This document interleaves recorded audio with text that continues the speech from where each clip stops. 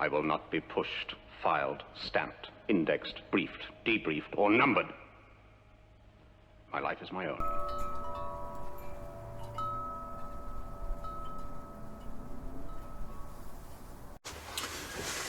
How's it going, everyone? This is Carpo again. This is one of those videos that I think about starting and then decide not to even start, or I make and realize that it's probably going to fall on deaf ears or not be heard at all. In fact, when I make any type of video that has to do with improving the future of the world or mankind, it always feels like it's pointless. I can't help it. I just got to be honest. It seems like people just don't care. They have their minds set up and, fixed on what they believe is reality, and there's a lot of, argument about the stupidest of things in this world, so it's easier to just walk away sometimes.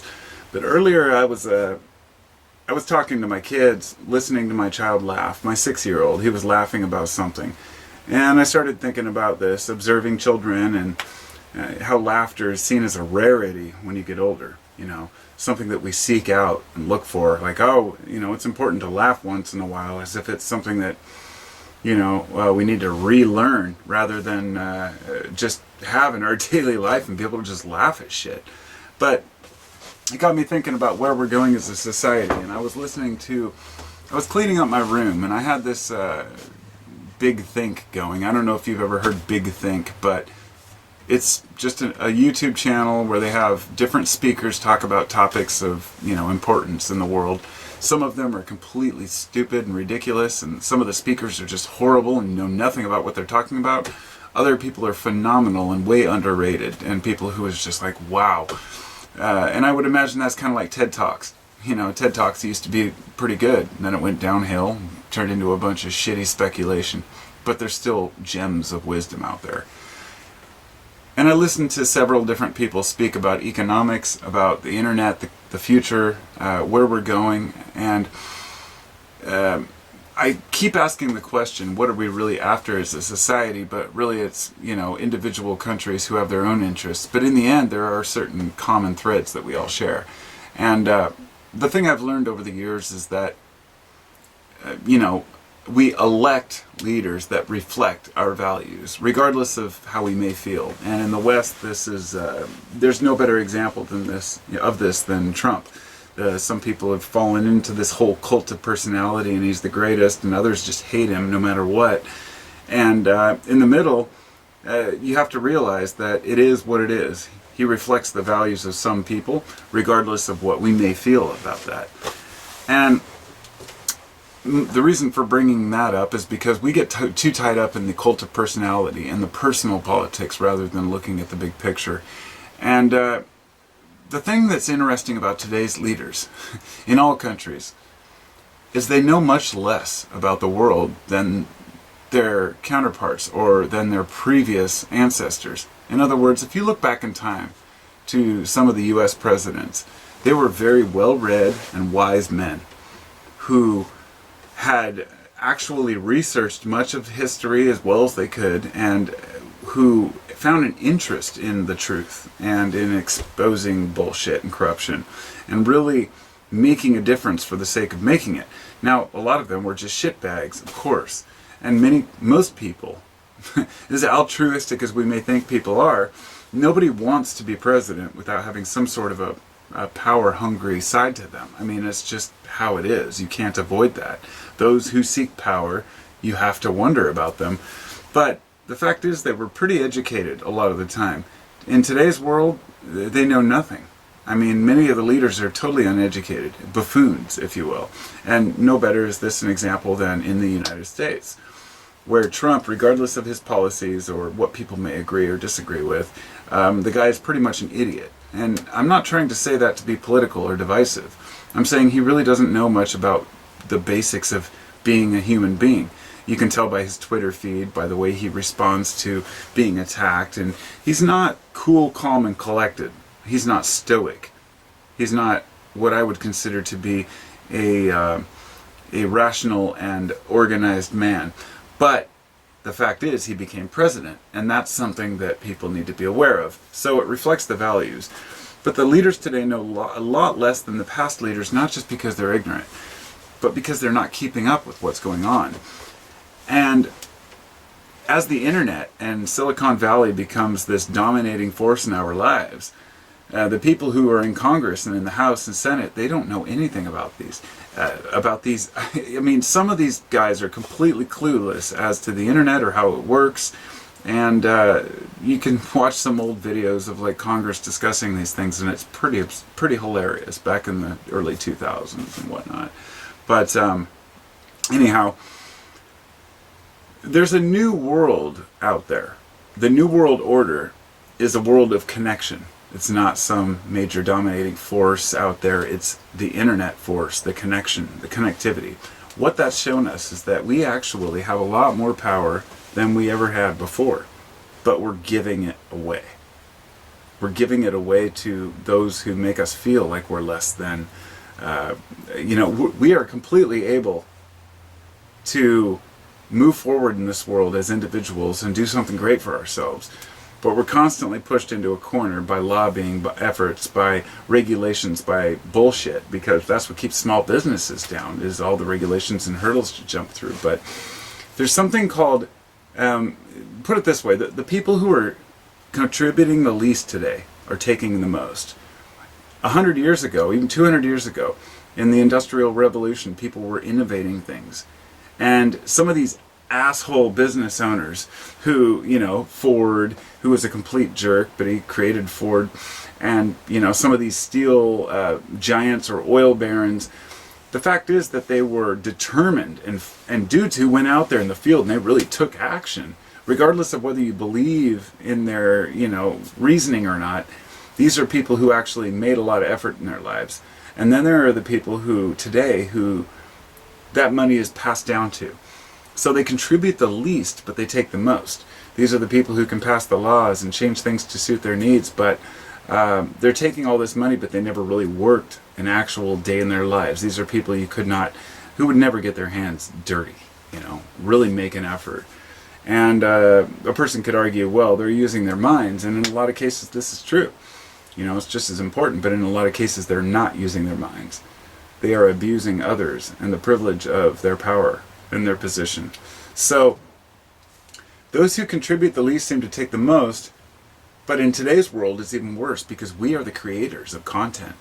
And this is really the premise of this video. We are the creators of the new information age. And in the old days, the media would have to go out and actually report on events.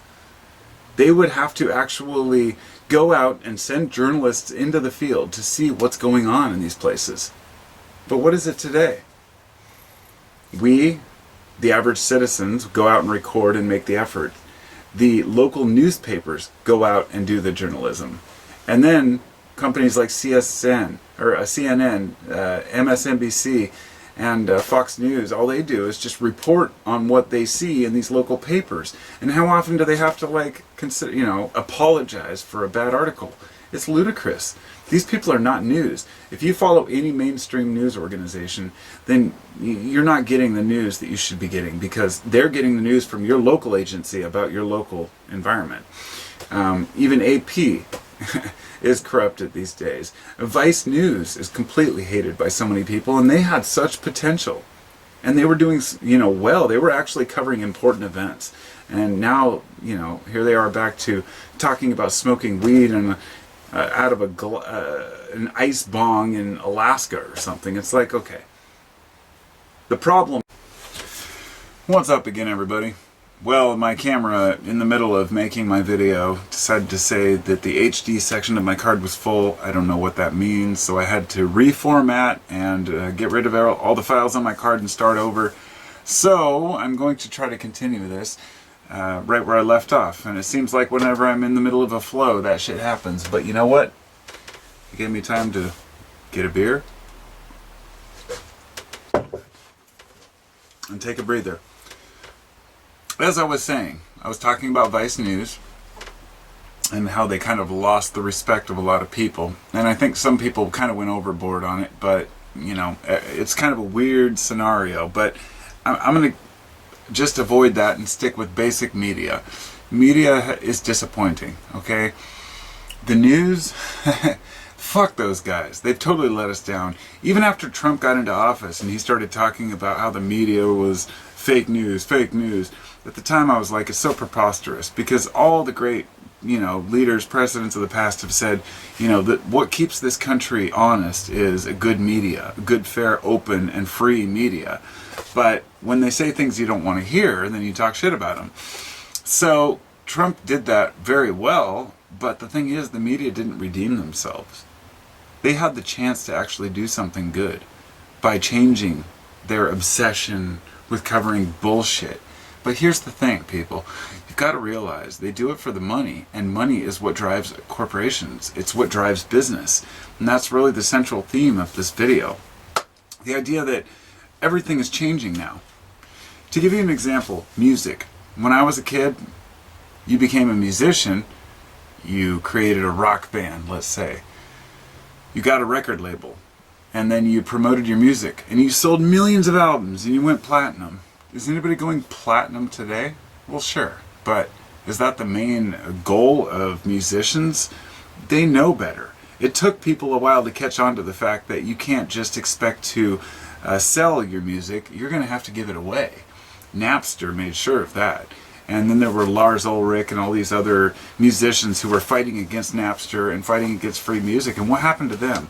Even though they created great content that was, something that they worked for, and they were giving it, and people were downloading it for free, the people said, you're just going to have to figure out how to change your way of business, your business model.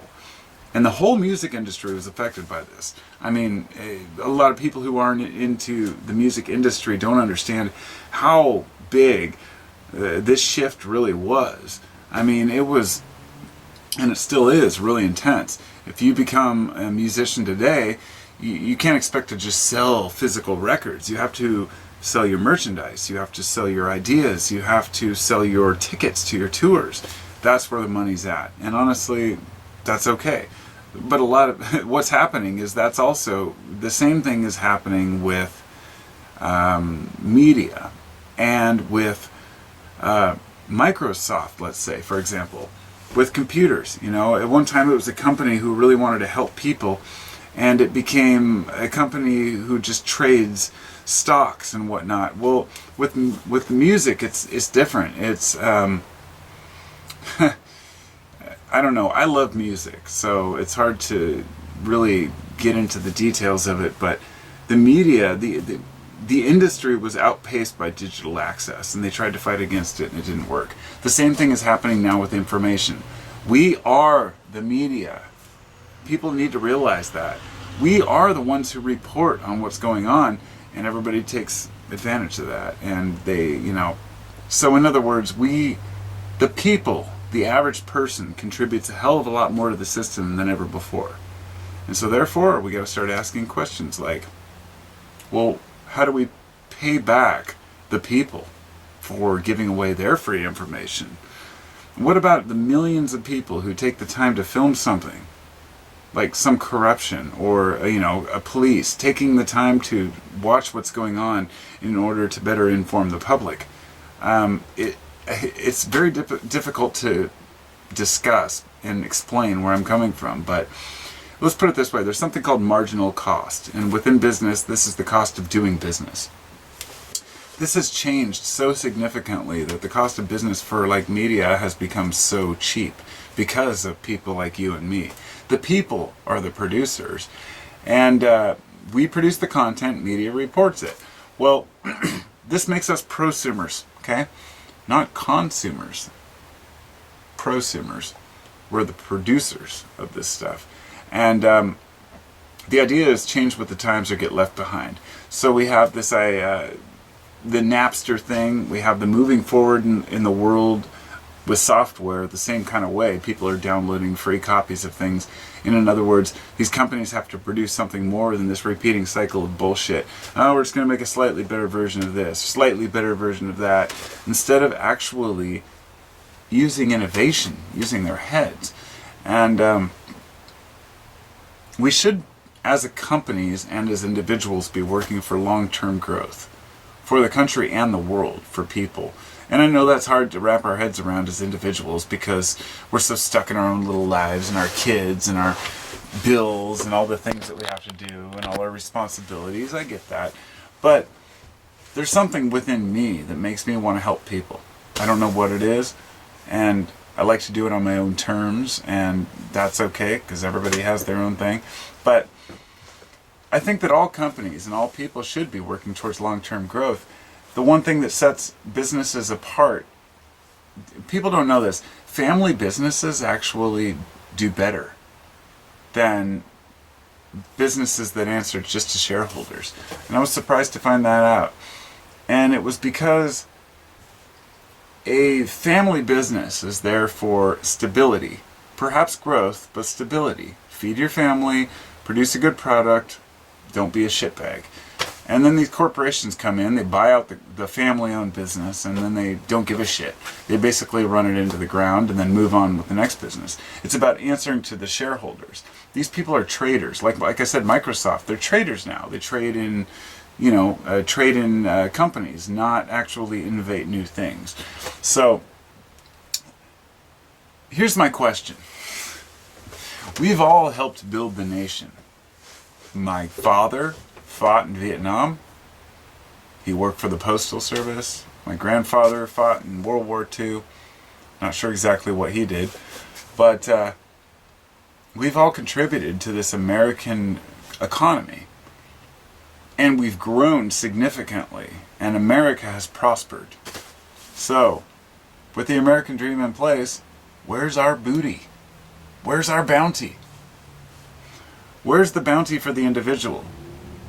When 68 people own half of the world's wealth, and yes, that's a fact, you can look it up, 68 people, enough to fit on a small bus, enough to pack on my short bus that I'm sitting here right now on. Half of the world's wealth is owned by enough people that could fit on my short bus, packed in here. That is fucking insane. But wrapping our heads around that is just impossible. So, what are the components of a good business? We have to communicate, we have to make sure that we're not damaging the ecosystem or the environment, we have to be responsible with energy consumption, with production, and then what are we making?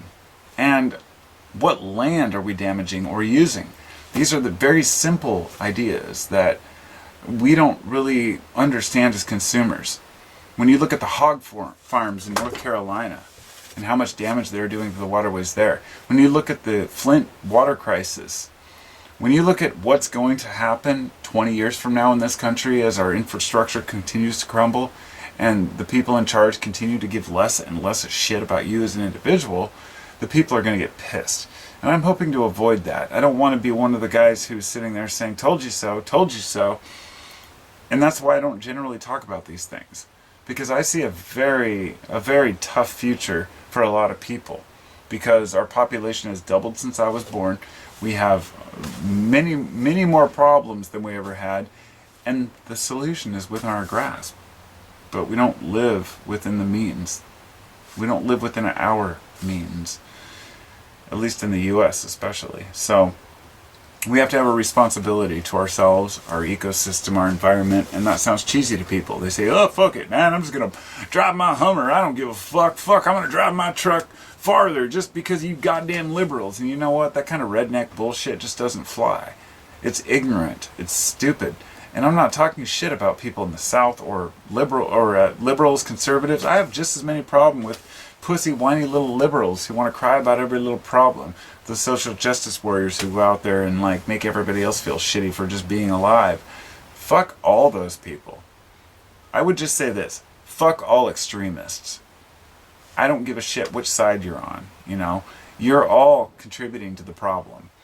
If you're a person who's out fighting for the rights of every other person, step back a little bit. Check yourself and ask, what is your goal, your purpose? Because people can fight for their own rights a lot of the time. Just because blacks were oppressed in the past doesn't mean that they're oppressed today. There are a lot of problems. I'm sorry to back up a little bit. That doesn't. What I mean is, doesn't mean they're oppressed today to the point where they can't speak their minds. In other words, it becomes about race, about gender, about some kind of other bullshit that we're caught up in within this society. And if you dare say that, then you're some, hardcore hater, or something. And it's funny, because I'm not. But I'm not a pussy either. I've learned to stand up for my shit, That's life. We have to. So, here's kind of the crux of my argument here. Information changes too fast for us to keep up with it. So the word truth really means very little to people these days. So we have to take another approach to that. How do we discuss truth? How do we discuss what really matters with people? I say that today there's no excuse for bad business practices. We can't fall back on, well, we're just doing the best for our shareholders. But what is the question? But what is the answer? Do we regulate banks? If so, then we have the government stepping in. Do we eliminate banks? If so, then we have no way to trade, at least until we get back into the barter system. Do we ignore the banks? The one thing is that if you want to run a business in this economy, you have to use banks. And so I mention that because I've heard a lot of people say, well, the solution is for the banks to do this or do that. No, the banks are part of the problem. But the Federal Reserve is a huge part of the problem. And then you go to Congress, and then you start looking at the war machine, and you say, well, what is the big problem? The big problem is a waste of our fucking money, our fucking resources that we've worked for. All of us. Just by existing. We're kind of part of this whole thing. We're forced into it. And so, to come back full circle, the internet, the way things have changed. Who owns it? We all do, right?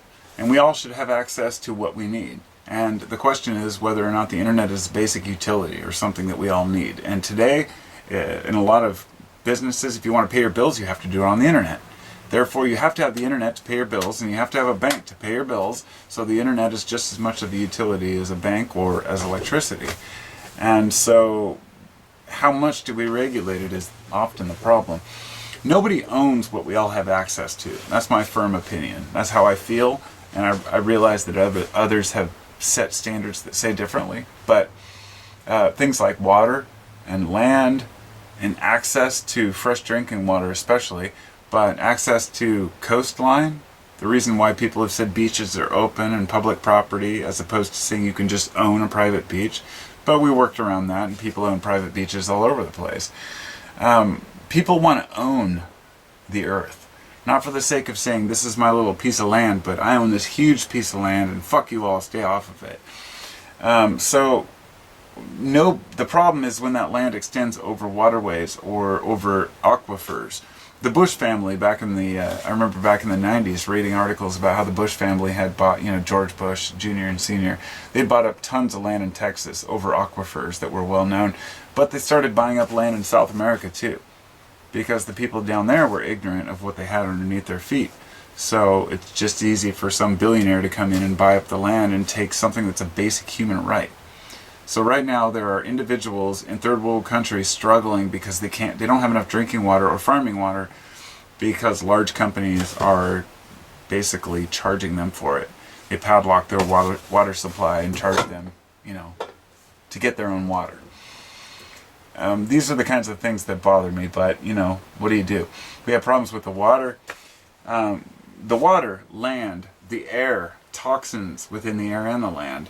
Cover-ups, lobbying, all these different corruptions, but Monsanto and the grocery stores and how basically it's set up against us. And what do? I feel like a conspiracy theorist even talking about it, but it's all true, So what do we need? We need responsible business owners, families, family businesses that remove regulation for these companies to move forward, especially for smaller businesses. Lower tax rates, incentive to start new businesses that is beyond just something you have to search for and dig for, watch for lobbying and who owns what companies. The companies that are hindered by these laws, these same laws help the large corporations, and we end up getting screwed. Lower the hurdle to enter into fields like science and technology. I would like to say that's a huge one. Healthcare, cancer cures, things like that. There are people who have worked out amazing new treatments or new ideas, and they're prevented because of the huge entry cost into making an effort. So what I say is, for the pharmaceutical industry who says we have to pay $1 billion to patent something, maybe if there are life-saving cures or something that can help people, then, and people want to sign away and decide that they're willing to take the risk on what they would call experimental medicine, and that is changing. But experimental medicine is more allowed today than it was before, and people are actually curing themselves from their cancers and their problems by taking this medicine. So I'm torn on that one, because on one hand I don't believe pharma pays enough of the price to get their medicine onto the market, but on the other hand that same law hinders small people from putting out medicine that might fucking work. And so I don't know how to feel about that. A couple last issues. One is like college and tuition. The idea that, in this country we owe a lot of money in tuition. A lot of people are talking about paying off tuition or, forgiving student loans. I don't believe in that. I believe that if you decided to go to college, you decided to go to college. If you decided to pay high interest rates, you decided to pay high interest rates. I don't believe that anybody should be forgiven.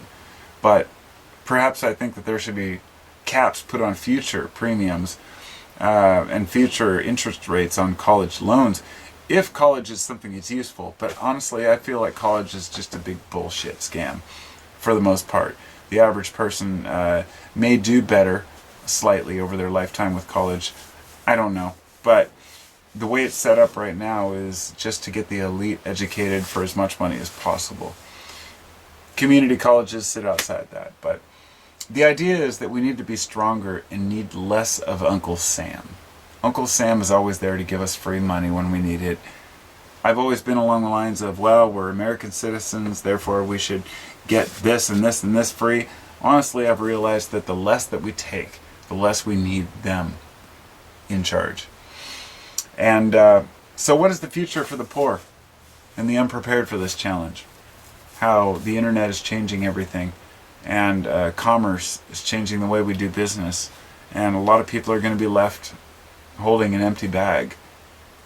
And I guess that's the main question I would like to leave with, is you either change with the times or you get left behind. How many people are we going to help out? I watched this the other day. I was listening to some George Carlin. I love George Carlin, and he was talking about these people who live on floodplains in the Midwest and the East Coast, and how he sees on the news that their houses flood. He sees them interviewed, and then the next year, it's the same fucking thing. These same people are being interviewed. Oh my God, my house flooded again. And the next year, and the next year. And these are the things, as an American citizen, I think, well, okay, here comes FEMA to try to save the day, and, here goes my tax dollars paying for idiots. Idiots! They want to live right on a river, on a floodplain, and expect us, the taxpayers, to bail them out. If you're one of those people who lives on a known floodplain, and you've been flooded out more than one time, and you're not willing to leave, then I'm sorry, but you're a fucking idiot. And if you expect other people to pay for that, we all make mistakes. And New Orleans was a mistake, for example. In another 50 years, I believe New Orleans will be uninhabitable. And the fact that we're putting up these seawalls to try to stop the ocean is ludicrous. We're fucked. It's time to move inland. It's time to pick up your shit, get in your car, and move inland. And if every year these things keep happening, and I use the floods as an example for how stupid people are, to keep getting fucked over and fucked over and fucked over and just keep taking it and taking it, and then playing the victim because of it. Well, the same thing happens with people who make bad business decisions, people who make huge mistakes, people who drink and drive. Oh my God, I crashed my car 3 times. It's just bad luck, I guess all I can say is I've tried to make decent decisions in my life, and sometimes I've missed some fun, but because of it I've protected myself from stupidity. And taking risks is an important part of a business, but at the same time it's a lot of people just make dumb decisions. And it's not our job as Americans to bail everybody out who fucks up. So I don't believe in this whole socialism, but I don't believe in the capitalism because of the fact that it's, abusive to the individual and favorable to large corporations. So what I'm saying is that we're in a new phase now. It's a new type of social system. It's a new type of country. It's run on internet commerce. It's a very strange thing. And so like I said, where's our share of the booty? But what are we going to do with our future? Are we going to peddle it away with like clickbait ads and silly articles that we don't need? I don't know. I'm going to do my part to try to improve the world for what it's worth, and I'll die one day and that'll be that. But in the meantime, I'm hoping that we can improve upon some of the bullshit that we've created here and pass on some new ideas to the next generation. That it's not just about profit. It's not just about answering to shareholders. You're never going to ring that bell in the stock exchange or win the lottery. It's about living a moderate life where we can enjoy ourselves as much as possible and not harming anyone else, but also using our brains, our minds, to acknowledge when we're doing wrong and when others are bullshitting us. So that's all I got. Sorry about the long video, but I had a lot of thoughts. I'll talk to you later. Be well, my friends. Carpo out. Thanks for coming to Carpo's channel, yo.